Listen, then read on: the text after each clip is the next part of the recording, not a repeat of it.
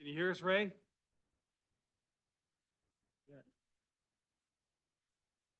I can hear you. Oh, good. Morning, Craig.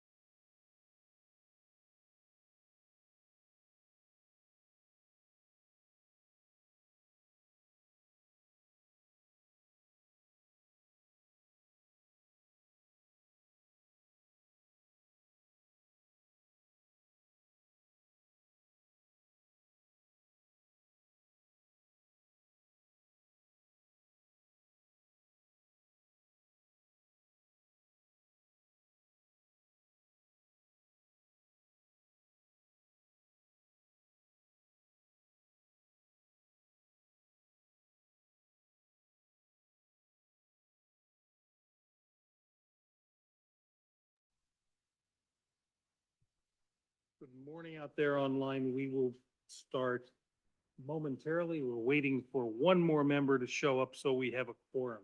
Should be here momentarily.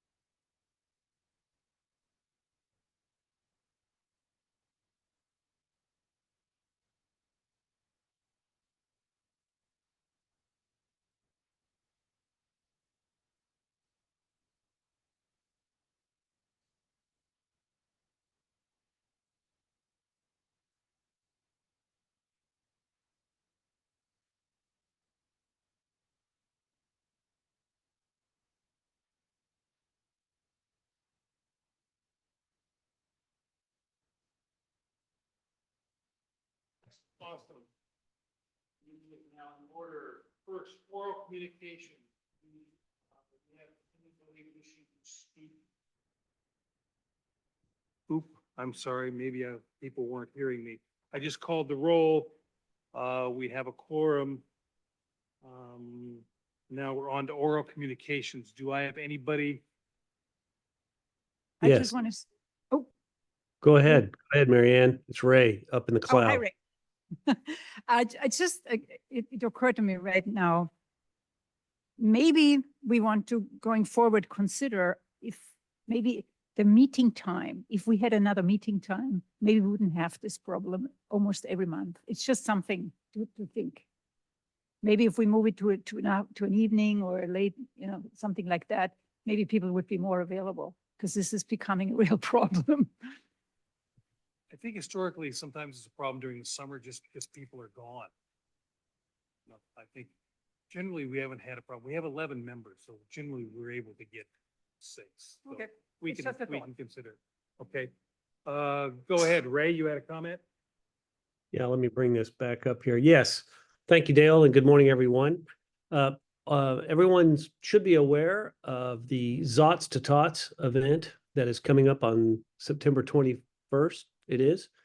And traditionally so there's the Zots to Tots in the morning. I think it's from about 9 till noon. And then there's the town picnic from about 11 to 2. In years past, we, the EPC, have had a table at the town picnic, and many members of this committee have participated in the Zots to Tots infrastructure, if you will, radio stuff. Is Ed Holland in the room? No? Yes, he is. Oh, good. Ed, if I think we only have 2 minutes here, but basically Ed's our deputy sheriff and he's one of the big coordinators here. So I thought I would. So I'll let him go in just a second. The bottom line is if we're going to stand this up, we need a team, we need volunteers and to get our act together. So Ed, go ahead. Thank you, Ray. Can everybody hear me? Yeah, I think so. Yes. Yeah, so I represent both Assistant Sheriff Commissioner. Our Sheriff's Commissioner is Kevin Welsh, who you may also know. My name's Ed Holland. I'm also Chair of Bicycle, Pedestrian and Traffic Safety. So with those two roles, we're coordinating with the Sheriff's Department to close Alpine and Portola roads for the Zots to Tots race. And the big thing, as Dale and Ray have pointed out, please, if you know of anybody who can volunteer for that event to help us marshal the course or are willing to help out yourselves, all assistance would be gratefully received. We'll receive a safety briefing from the sheriff's officer in charge at 9 a.m. in Triangle Park on the 21st of September. The race will commence at 10 o'clock. Road closures will start at 9:30 and the road closure will end around 11 a.m. according to how many tail enders are left in the race coming into the town picnic. That's pretty much all I have to say, and also to introduce myself as Assistant Sheriff's Commissioner to EPC. So thank you very much. Thank you very much, Ed. Appreciate that. So September 21st, I don't know who's here, but it'd be great, Dale, to sort of get a show of hands of who can help out at the town center, particularly for the EPC booth. Yeah, my comment on that is in prior years, like I remember the past at least 3 years, there've only been 3 or 4 of us at the booth. And the booth space runs from about 10 a.m. after Zots to Tots until about 2 p.m. Mm-hmm. And we really need, more than just 2 or 3 of us to help set up and run. And so if we can get at least an hour, couple of hours from all the members of the EPC there, that would be great. Then we'd have plenty of coverage. You could enjoy the picnic and move in out and talk to town members. On the dais, is there any chance any of you can make it on the 21st between 10?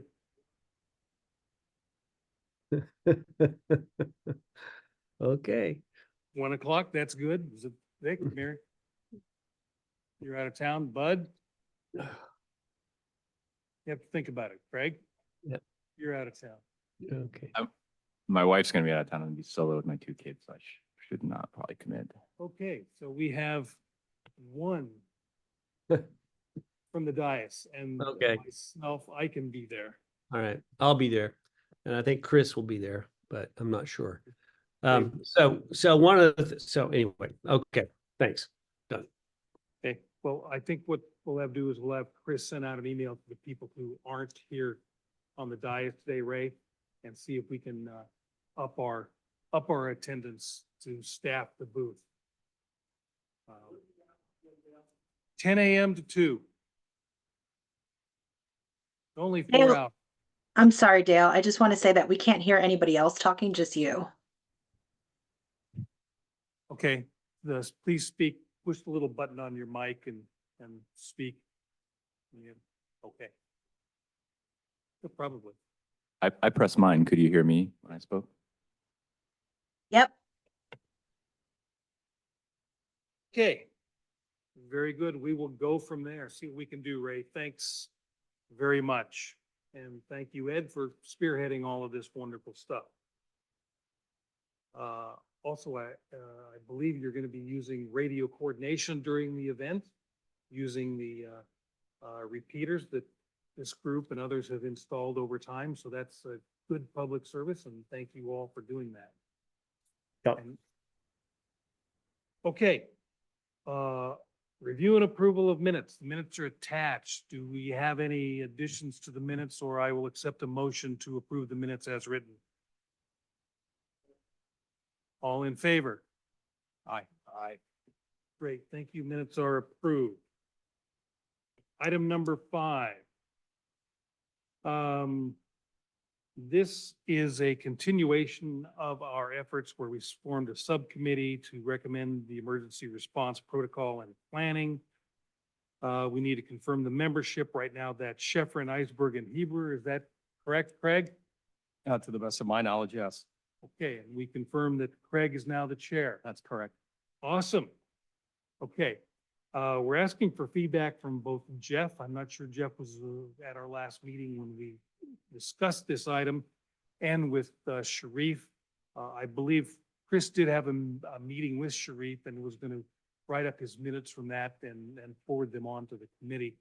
But to bring you up to speed, Jeff, Chris had a meeting with Sharif, and this was one of the things that he wanted support on, is to update both the EOP and the EOC plan. As I'm sure you're aware, the EOP is sadly out of date. Matter of fact, it's probably multiple iterations out of date and needs to be updated, as is the plan for the EOC. We're not quite sure the EOC could be opened in its current configuration. So that is the objective of this committee. Do you have any inputs on that? I mean, all I can say is you'll have to keep working with staff on it. And I apologize because staff is really, we're in quite a bit of disarray at the moment. So I think the best I can say is that hopefully we can set aside some time to keep making progress on this, because I agree that both of those things need attention. And I wish I had more resources to help you out and throw at this, but right now, frankly, we just don't. Okay, so essentially you want to take the ball and run with it? Well, I would say to try to keep working with staff on it. I mean, try to keep working with Sharif on it as best you can. It's probably good to be in contact with staff, but that's the best. I mean, I'd say there's probably more work for you to do, but it probably should be done in coordination with staff as much as you can. Could you please define that? You want them to write it, us to review it, us to write it, them to review it? Well, If I may interject. I So- would suggest that, well, it may be okay. I don't want staff's input on that. I want to make sure they're comfortable with you writing something they review, but that might be a solution, but I wouldn't want to say that here without them weighing in on it. So what I was going to say is perhaps it might make sense to coordinate with the audience for the documents. So I don't know who the owners are necessarily and who we're writing this for, On the staff side? period. So, Yeah, you yeah. know, because of the approval process, for instance, of another document, the town council got heavily involved. So, you know, I think it makes sense perhaps to kind of coordinate the steps beforehand before we go off and start writing something, so that we understand the scope and purpose of the Agreed. document. Yeah, I would definitely start with a conversation with probably staff, probably both staffs, probably Woodside Fire. And probably start with the town staff, start with Sharif. But then that'll almost certainly lead to a conversation with fire district, possibly with the sheriff's office. I'm not sure. Does that make sense? I would start there just so you don't do a lot of work, just to avoid some of the runaround we had with the evacuation plan. Sounds good to me. I think it's in your court, Okay, Craig, to, set up a meeting, have a couple of conversations, figure out what you want to do, take a review of what's out there currently. If I remember correctly, this was all approval by the town council. In the past. The EOP? so yeah, I That's actually, probably true, but I mean, again, given the technical level of it, it's not something that I wouldn't, I'm not gonna know the first thing about it, but until it comes to us as in a packet somewhere. Craig, I'm happy to work with you to try Okay. to just make sure staff gets you started on this. sure, that sounds great. So I actually have a copy of the old document. So Yeah. let me reach out to as chair, let me reach out to the players and then get things arranged. Okay. I'm not going to be able to do that for a couple of weeks. Okay. But right after about mid-September, 20th of September or so, I should be back from travels. Okay. Okay. Touch base with me and I can help you with. Perfect. contact. All right. Be happy to do that. Thank you very much. That'd be great. Go ahead, Randy. It seems like a good idea if the current version that's published on the website is out of date and contains inaccurate information to somehow indicate that, because I recall from looking at it last year, there was no indication that the information in it was inaccurate or out of date. So that could be just a Band-Aid solution. I don't know if there's how consequential the out of date information is, but it could be very consequential. So Well, as far as the EOP goes, since it's a town staff function, it would be their decision to put something on there to that effect. Craig, you can take that, think about that, Sure. maybe discuss it with Cherie. Okay, yeah, I'll do that. Okay, I'll take that as an action item. I mean, given their workload or disarray and this committee's experience and understanding of what information's inaccurate in it, it seems like we're the ones pointing out that, hey, this is out of date. This, and in an emergency, it could be a problem. It seems like we could make a recommendation to just indicate that in some kind of way, that it's a work in progress. That's it. I mean, if somebody wanted to put in the work to highlight areas in particular that are out of date and inaccurate, we shouldn't have emergency information on the website that's consequentially out of date. That's a problem. And even with the staff in disarray, it should be a priority, even just to flag emergency information that's not accurate. So, I'm going to leave that to the committee to come back with a recommendation. Sure, we'll have it under consideration and figure out what to do next along those lines. Okay. And work with staff and town council. Yeah. Dale, excuse me, if I may, I think Woodside Fire also had some updates that they felt were appropriate to the plan. And if I'm not mistaken, I think Kim mentioned that maybe in September they'd be able to get to this. It couldn't do it before then, but I think we ought to keep that on the landscape of actions that need to be taken, because even as the plan exists, there were some updates that needed to be done as well. And I don't know whether that's still on the agenda, Kim, in terms of when that could be done, but I do recall things were very busy in August, and you had hoped possibly to take a look at that in September. Yeah, I think, from my understanding, there are substantial changes, so everybody's going to have to take a look at it. I just want to confirm the understanding for the September. Are we talking about the EOP, EOC that you guys are working on? Or are we talking about the emergency preparedness plan, the guidelines that we are looking at for residents? I thought it was the latter, the emergency plan, but I could be mistaken about that. Okay, so I just want to confirm, nothing to do with the EOC or EOP. I was referring to going over the document that the EPC originally wrote, that we were looking at utilizing that as a great guideline for residents because it was so detailed in explanation. So that's the document that I'd be looking at. Right. Was that one? Okay, That's correct. okay, just confirming. Okay, Good. okay, thank you. Any other items on this? Oh, great, thank you, No. Craig, for spearheading this effort. Appreciate that. Okay, item number 6.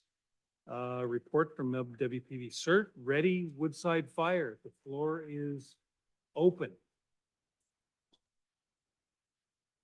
I can go first, or Tom, you tell, Chief, just tell me if he's walking up or if I can go. Go ahead. Go ahead. Okay, Selena. great. Thank you. Okay, so on the WPV Ready side, we recently installed a 55-inch display on the wall of the Woodside mail office.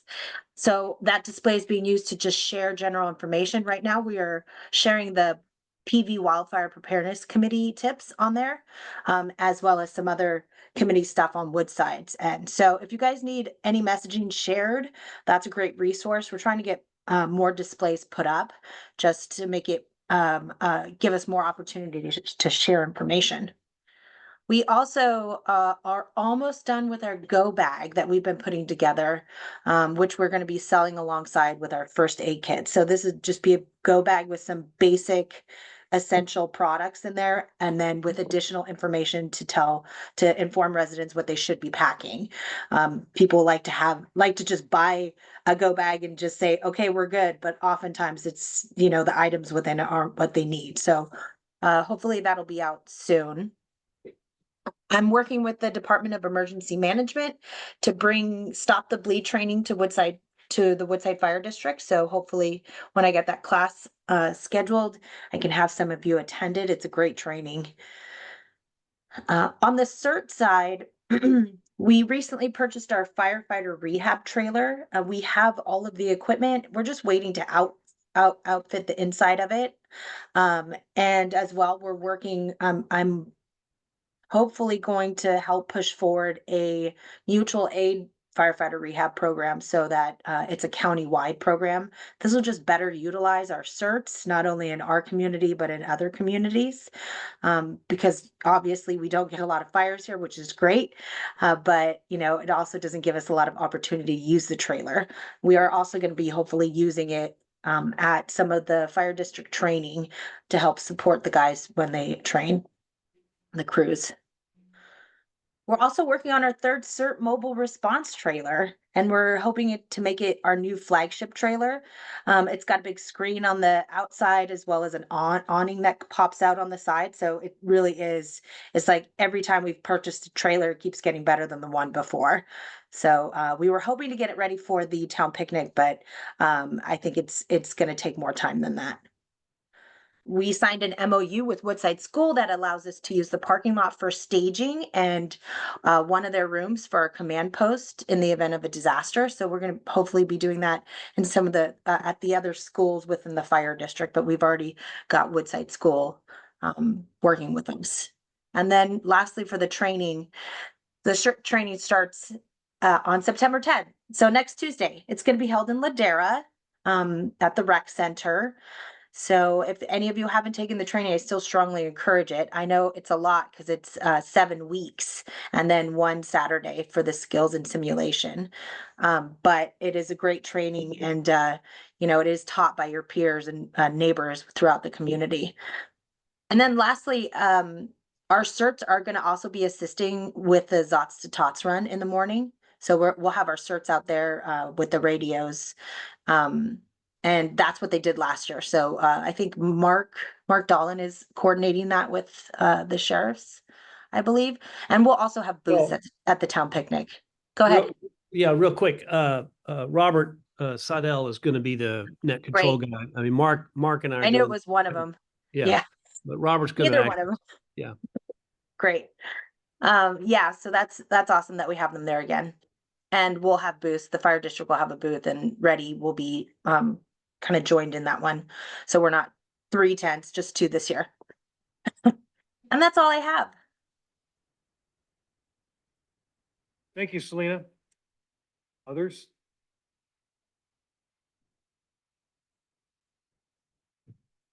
Hello, can everybody hear me? Good, all right. Well, good morning, nice to see you guys. Just a brief update from the fire district, on my side of it. Our district's been pretty quiet for this fire season, which has been great. Out of county, we've been a little busier.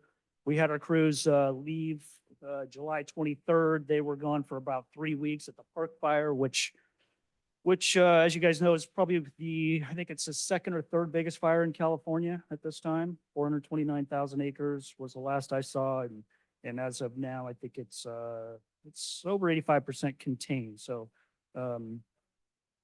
it was over 85. That was as of last week. And I haven't checked this week, but anyways, big fire, crews from all over the United States were actually there. So glad our crews are home safe and sound.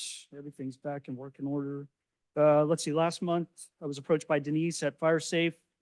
She's applying for a grant through the State Coastal Conservatory for $285,000. That is to help the Sand Hill evacuation corridor, taking out the eucalyptus trees that are there. The rest of them, we did that project a couple months ago where we took out a portion of the trees. You saw the traffic delays going through Sand Hill there. The rest of those trees are hopefully going to come out soon if we get that grant. So yeah, thank you, Denise, on that one. Yesterday, I received a letter from DEM stating that they were working on an all hazards evacuation plan. They were contracted through somebody that was going to help them, but they've kind of terminated that contract with them. So now they're going to be taking on that project themselves. So that was just a letter I got from Shruti yesterday stating that this will take a little bit longer for them to actually accomplish things. So unless you guys have any questions, that's all I have. I'll let Kim talk about her item. A question. Eucalyptus trees, 280. We had one that fell down and killed a person. there's still a bunch there. You're gonna take those out or not? That's a county, both counties are involved. Yeah, both And counties. I'll have Stanford. to follow up with that one because I know Denise was pretty involved. I'll contact her and see where they're at with that one. Because I know they had talked about it, but I'm not sure where that. You know, nothing happened. I mean, the Stanford took out some, Right. there's still some more on their side of the fence, but then Yeah. there's, our county has a bunch there and they didn't take them out. Yeah, I know. Yep. Yeah, Okay. I'll follow up on that one. Thank you. Thank you. I just have one comment. I want to thank you for the chipper program. yeah. It's going really well. You're Oh, doing a good. great job. Thank you. Yeah, thank you. It's great to hear.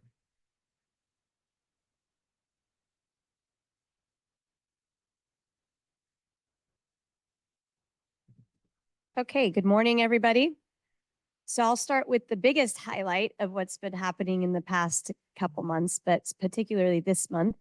You've heard for a while about the N5 sensors that we had done a partnership with Stanford University, Palo Alto Fire Department, ourselves through a pilot program that was run by the Department of Homeland Security.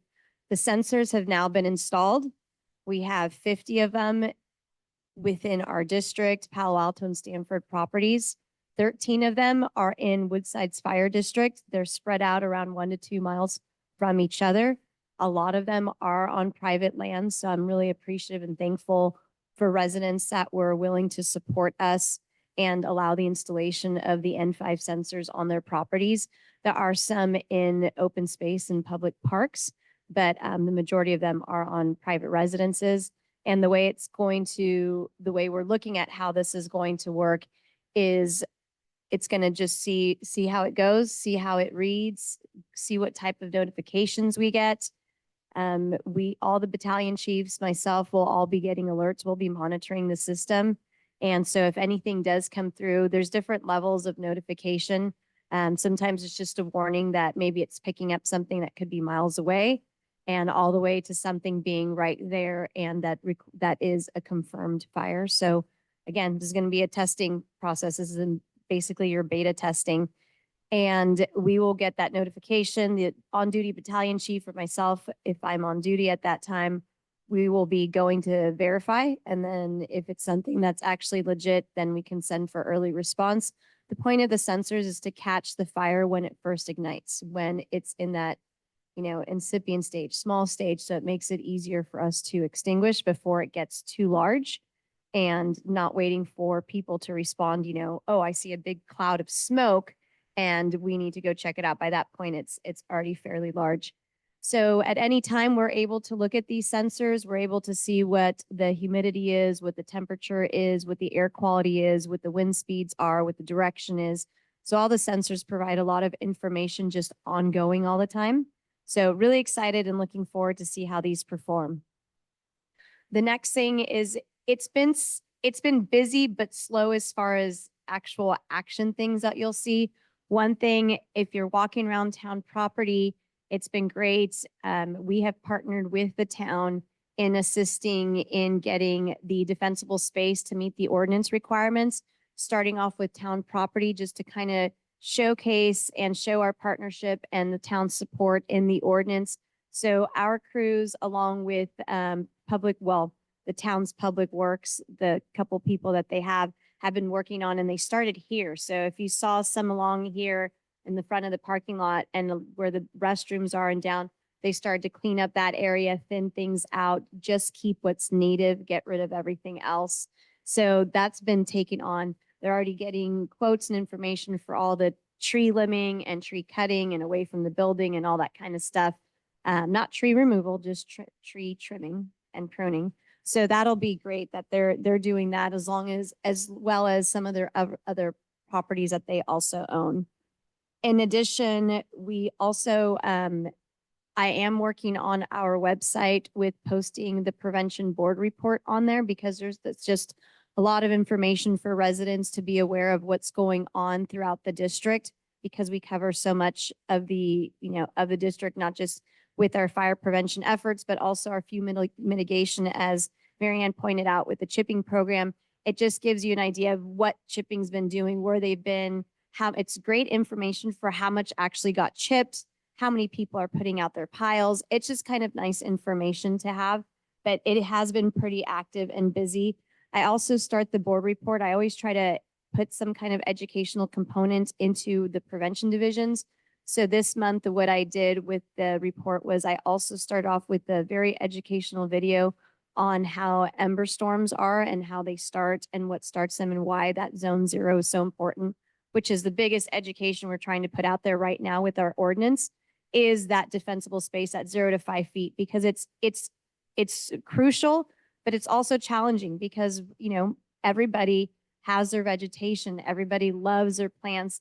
And unfortunately, because they're up against the building, we're looking at making how we can make modifications to help support residents in the changeover to new construction's no brainer. It's the existing construction that's the more challenging because people are used to how they've had their landscape for a long time. So I have partnered up with a company called Herald Design, and they're just one of many design companies that are doing landscaping work within our district. And the goal of it is when they do designs at homes, for them to show how we can do a fire-safe landscape and still keep it beautiful and full of our trees and vegetation that we love so much. But it's not so much just the species of the plants, but it's how it's planned out, how they're placed. It's more placement than anything, and all the way to their growth to maturity. That's a big thing, is knowing how big is this going to get so that you're planting them as you should be. So they've been great the only reason I reached out to them is they had an article in the almanac, and I started thinking, because they did a house in our district, was I need to start working more with the landscaper, with designers, so that they're putting in things that are in compliance rather than people spending all this money and then us come through and say, oh, well, you can't do that. That's not our goal. That's not what we want. So it's something that I'm working on putting on a workshop for all of the landscaping companies and designers so that we're on the same page on the expectations for the fire district. The other side of that education that's been complicated, but I've been trying to make it known to residents, is there's two sides to what you do with your house when it comes to defensible space. The two things are, one, most importantly, is you're in compliance with our ordinance. But because our ordinance is not as restrictive as what insurances want to see, we also let them know that, hey, you're in compliance with our ordinance, but you may want to take a look and know that this is what insurances are looking at. So if you're getting those letters of non-renewal, or that they're going to drop you, it's the stuff you're going to consider you're going to want to remove it. But at the same time, write it out for as long as you can and see what happens with the insurance, because they don't even know. No one's on the same page on what is in or what is out. The next part I wanted to let you all know, we did purchase somebody had brought up, I don't know if it was this meeting or the WEPC meeting, but the high fire danger signs. So we did purchase some. We're going to test these out. I really wanted signs that were, that could let residents know where we are in that day. So these high fire danger signs are going to be up throughout the district. They also have a sign underneath it that is interchangeable. So we can change it to severe weather, to fire warning, to red flag warning days, so that everyone knows where we're at on status and they can be on alert. The other thing with these home assessments is we are telling people, if we are in red flag warning days, do not keep, all your combustible stuff on your decks. You should be bringing those in at the end of your day or at night, because if something happens in the middle of the night, you're going to be more concerned about getting out of the area, not cleaning off all your deck with everything that can burn. So, but we wanted to start getting education out on that, which is why we wanted to get the signs and put them up throughout the district. Another update, I've been working with Ladris and Flame Mapper. They have now, because they've merged together, the software that they're calling the system is Fire One. And we're almost done with creating the fire modeling and the evacuation routes and seeing how they'll be impacted depending on where the fire starts and how long it develops for people to get out of those areas. So we're looking at how long it's going to take for people to evacuate from specific zones. And so we are almost done with that and putting it into a report form that we can put out to residents, so residents are aware of what that timeline looks like from when a fire starts to the amount of time that it would take for a specific community to evacuate areas, because we all know that ingress and egress is challenging in a lot of our communities in our district. So that is one important aspect for our planning and for people to be aware of what you're looking at when we are calling out for evacuation. And even on what to do when we're just on warning. If residents are put on warning, what does that mean for them? Well, one big thing is, which is difficult to do, as much as we want early evacuation, there is times where people need to, depending on where you are, is stay put just for the moment. So the people who actually need to evacuate immediately, you're not clogging up their roadways for them to have that immediate evacuation. So it is a frame of mind, and it is something that we need to learn and train on, which is part of the goal for next year when we do the big evacuation in May. And I still am working on that outline. So that'll be coming to go over with you so we can plan out that day accordingly. But that's why I want to get those reports out, because given those reports, I want to also test out in time. Hopefully we'll get a lot of participants to do the evacuation drills so that we can see what was produced in modeling and then what is happening in real time with residents. The last thing I wanted to give an update to, because it has to do with evacuation, is the communications throughout the fire district. So thanks to the Amateur Radio Club and with Mark Dolan and Ray, the work that's being done in bridging the radios that they've implemented throughout the district and bridging it for use with the fire district and all the schools and the Sequoias. We are working on that infrastructure, but it's moving along good. I'm really happy to see that we are making those strides forward to make sure that when all lines are down, Wi-Fi, phone communication, when we no longer have use of our county dispatch, that we have another radio that we can utilize. So still the infrastructure, everything's being, as far as the details of how it's going to run, is still being worked out, but I'm just happy with the progress that it's making and that it's more than conversation now. Now things are actually happening. So I just wanted to give an update on that. And otherwise, I have nothing more to report if anybody has any questions. Yes, bud. I have two questions, actually. The sensors, will the public have access to seeing these sensors? They will not. If they have questions about them, they can ask me about it, but they will not be for, there's nothing that the public will be seeing. I will share like an overview, like picture of what it looks like, how it's spread out, but you won't be able to see the exact But locations. there are some sensors right now that you can see online. Mhm. So are those are not connected? The ones you can see online? Yeah. What do you mean online? Where online? I have, I forget what the app is, but I have this app that I can actually see different sensors in the area. What? No. Oh, they're sensors for fire.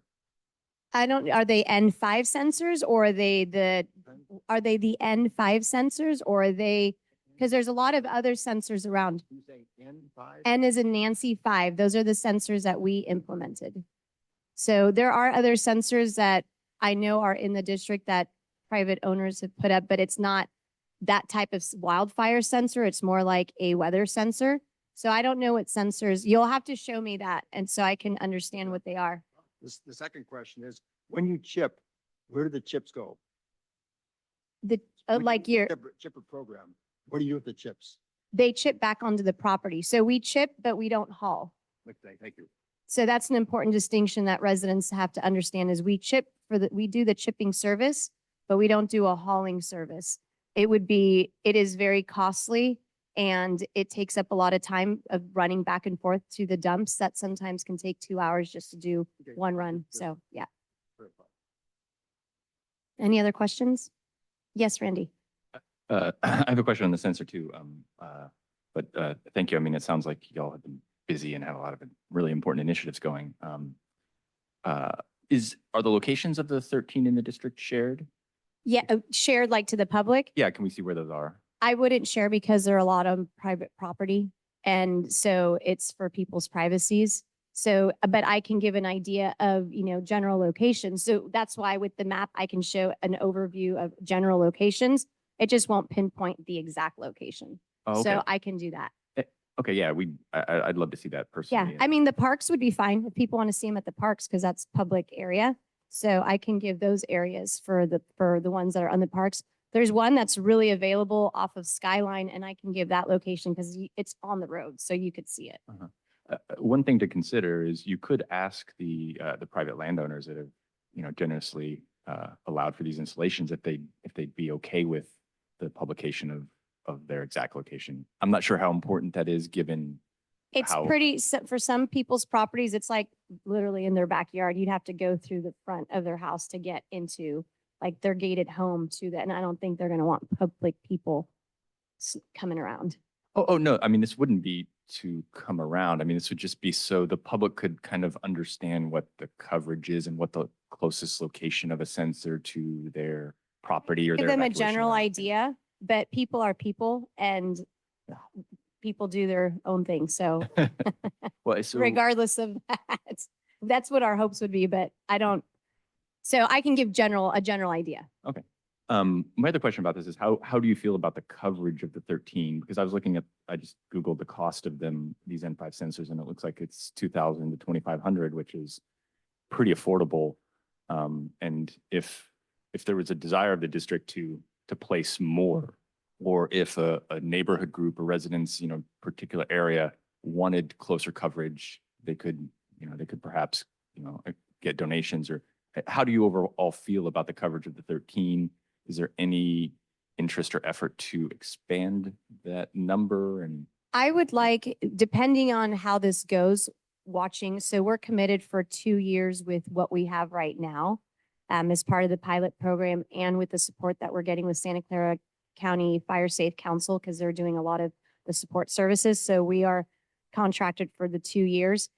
I would like to maybe see a few more, although we're spaced out pretty decently. I mean, if we did a 1 mile to a 2 mile, I don't know if that makes much of a difference. We'll find out with how this works, because a lot of them are a mile apart. Some are to the 2 miles. 2 miles is a max. You don't want to spread them out more than 2 miles. So we don't have anything more than 2 miles apart from each other. But there are some areas where I would like to see more sensors be put in, just because of how it's dense. It's very dense, and some of the vegetation and topography can be challenging. But yes, I'd like to see a few more. The cost of the sensors is not what's expensive. That's actually the easy part. The more expensive part is the maintenance and the software, the technology that you're paying for on those sensors specifically, and also the replacement parts that last somewhere around 5 to 7 years. But the replacements are what costs more over, if you have X number of sensors and they start going out because they need, battery replacements or sensor replacements and all. That's really what the expensive part of the sensors are. okay, thank you very much. Vic, I think you had a question. Go ahead. Oh, Go bud. ahead, you go ahead. I just checked up. The app I have is called Smoke Point, Oh, yeah. and it shows different sensors on Sanford, Dish, so forth. Yep. Smoke Point is a different app, and those are, that's different equipment run by a different company. So these are different from the sensors that we have. Our sensors are not integrated with Smoke Point. Are they sensitive? Ours are sensors, but they're wildfires. Hey, They Russ. work differently. Are the other ones as sensitive? Yeah. Are the N5 sensors as No, no, sensitive? no. Are the ones that smoke? Oh, Smoke Point? Yeah, are they as sensitive as yours? I don't know. I'd have to understand their technology and what they use. These are just different because they do more than just the smoke detection. They carry a lot of information with AI technology that builds over time. So I wouldn't be able to compare them without knowing what the other sensors do. Thank you.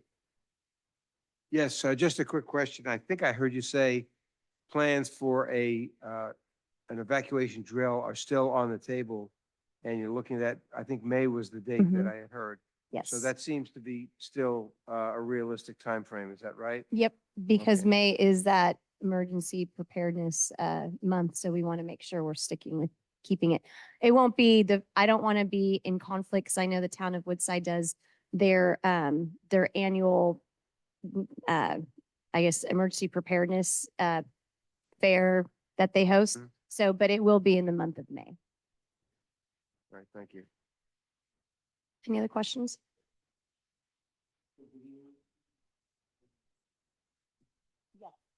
Yes, on Woodside Fires Districts, we are working right now on implementing a subscribe to our website so that people have access to when newsletters are posted, new news, videos, everything we post.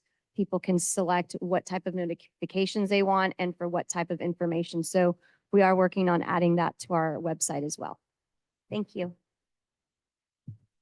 Great, thank you very much. On to item number 7, subcommittee reports. First, Ray, I think you have something to chat about. Yes, thank you. And by the way, thank you, Woodside Fire Protection District. Those are great reports. Really appreciate you coming to these meetings and keeping us up to date.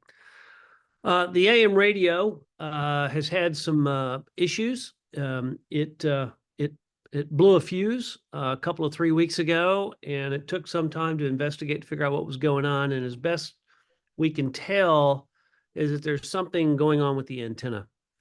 I believe it's an open circuit somewhere in the antenna. Dale and I had the town bring a ladder down, and I climbed up to the matching box, checked it all out.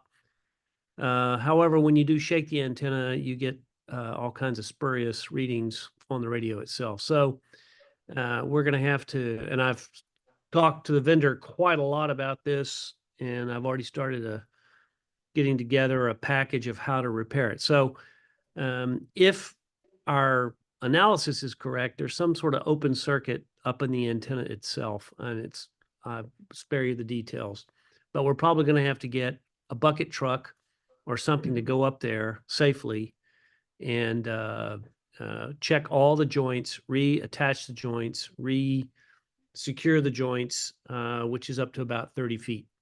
So you may recall last time the fire department was very helpful in helping us get that antenna up there. I don't want to bring the antenna down. It's quite a beast, but I think a bucket truck, we can actually get up to the elevation that we need to do the joint inspection and joint reclamping. Anyway, that's the plan. I'm still evaluating. There are bucket trucks available. We've got the room there, I believe, to do it. I've just come to this conclusion the last week or so talking to Chris and Dale. I've not apprised the town manager yet about it, but I will. The radio is spurious. If you were to tune it on right now, it's horrible. It's got a bad buzz to it. I believe that's antenna related. But I'm monitoring it as much as I can. So anyway, we're a little wounded on that front right now. Otherwise, all the systems are green. All the repeaters are working. All the links are working. We're in good shape otherwise. Ray, would you entertain a motion to authorize some funds from the WPC budget to rent a bucket truck, or is it too early yet? Thank you, Dale. I think it's too early. I may need more than that. I'm Tom, Chief. I don't know what you all have available for getting up that high safely. And I don't know if maybe someone in the town has a bucket truck we could actually borrow, or PG&E, or I don't know. I understand the town's under a lot of financial distress. I want to do it as efficiently and as cheaply as possible, but also, of course, maintain incredible safety. I'm grounded. At my age, my wife's grounded me. I have to keep both feet on the ground.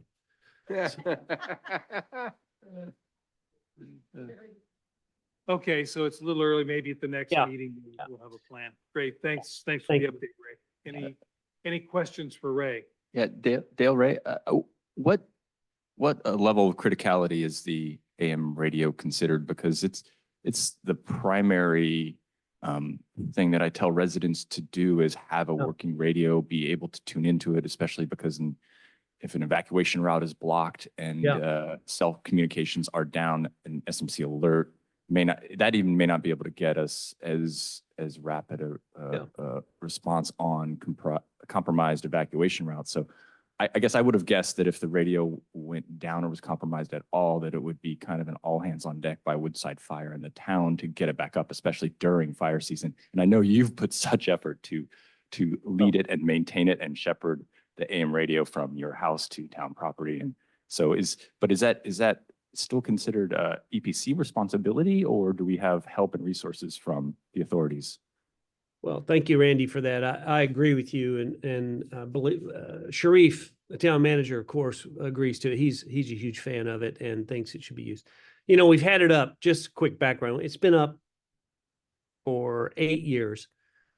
We've fortunately never had to use it in a real-time manner, other than when we had PSPS things one summer. I forget when that was, 4 or 5 years ago. But that was pretty minor. Anyway, but I'm with you. It is an all hands on deck thing. Sharif was out there when Dale and I were up there working on it. He's aware of some of these issues, but not the detail that I've apprised you all. It is, I mean, I'm happy to prioritize it. It took me and Dale and Chris some weeks to figure out what may be wrong with it. And honestly, if we get the bucket truck and get up there and we find out that's not it, it still may not be the solution, but I think it is. If you ask a question, is this EPC's responsibility? That's a very good question. I think it is by default, but perhaps it needs to be more defined, I guess is what I would say. Well, here comes Tom. Yeah, really quick. We can help try to coordinate through the county because I'm sure they have resources available as a bucket truck.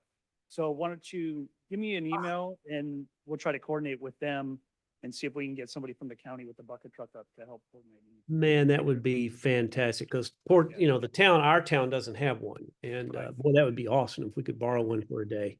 Between the county and DEM, we should make something happen. Oh, there you go, Randy. Thank you. Great, thank you.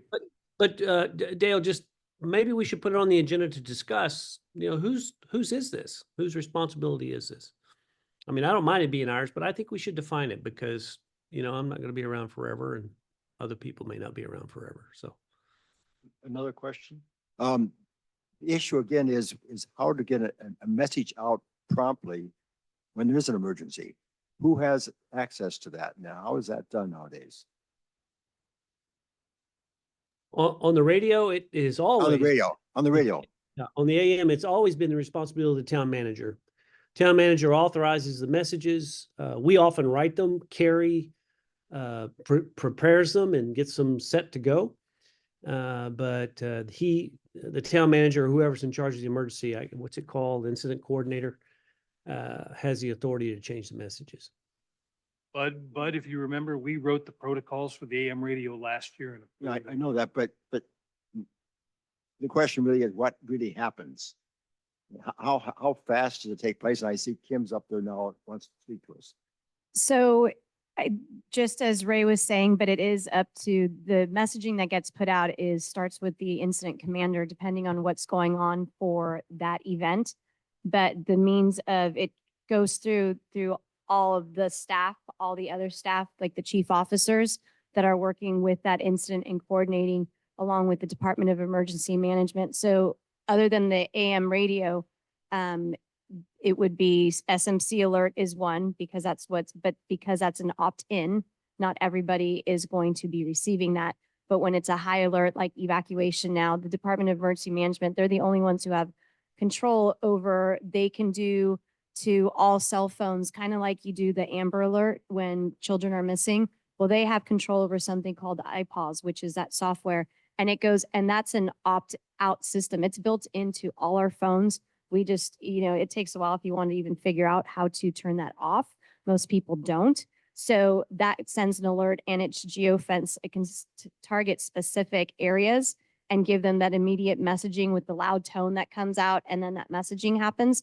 So it's a bit of coordination between fire, the Department of Emergency Management on when that messaging gets sent out and to who. So that's who has control over that messaging. And then in conjunction with the town manager as well for the AM radio. Does that clarify kind of? It clarifies all these. I would add, Bud, I think you're asking who actually physically does it. The access to the radio is in the town center there, as you know.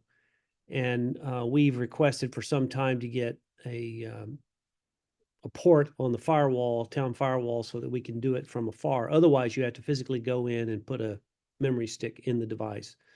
That request for the port and the firewall to do it remotely, we finally got together with the IT team. The request was made. and officially request all kinds of paperwork, as you can imagine.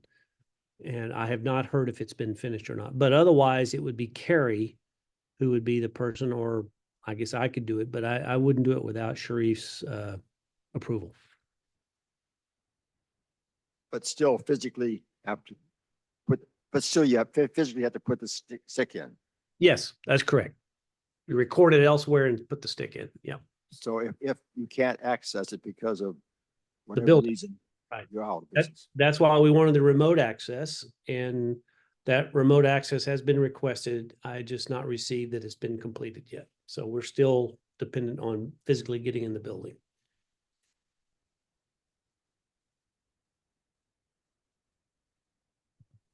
Okay, any other questions for Ray while we've got him? Okay, thanks, Ray. Okay, any other subcommittee reports that we need to discuss today?